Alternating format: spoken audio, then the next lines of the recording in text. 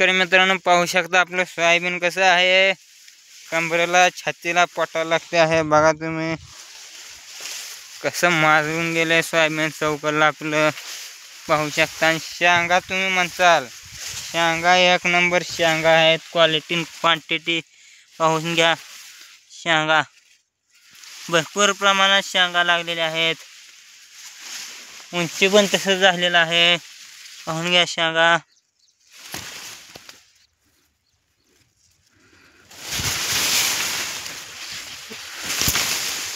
हे पाहून घ्या, प्रत्येक झाडाला शेंगा तशा द्या, एक म्हणून एक झाड नाही।